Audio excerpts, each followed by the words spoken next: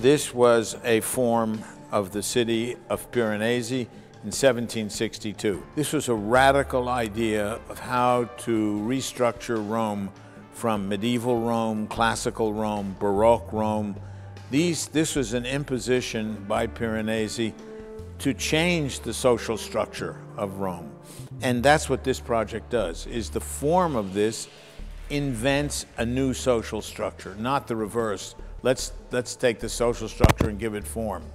Let's give form and find the social structure that evolves out of it.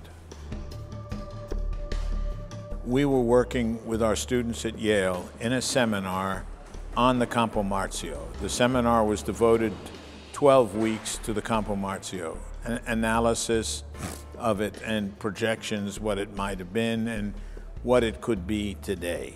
When we heard about the theme Common Ground, and of course Campo Marzio in a sense is an original common ground.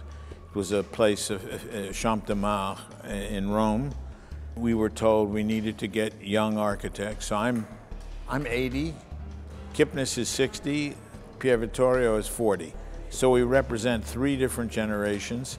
So I asked them to join with my Yale students, the analytic work, to make a project based on the Campo Marzio as a common ground for the 3 of us. And so you see the 3 differences, Aureli, Kipnis, and ours.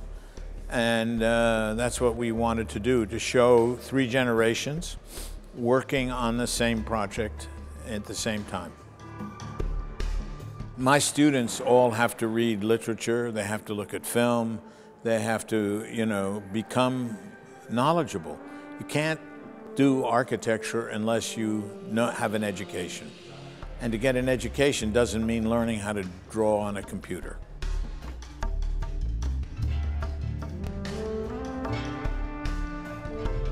To change the discipline, you have to know what it is. If you don't know anything about architecture, most architects and most teachers and most students don't know anything about architecture.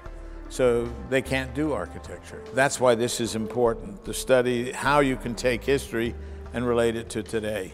If you don't know the history of this project, and it's a very important history for a student, where this comes from, because this doesn't come out of his head, it comes out of lots of heads in the history of architecture.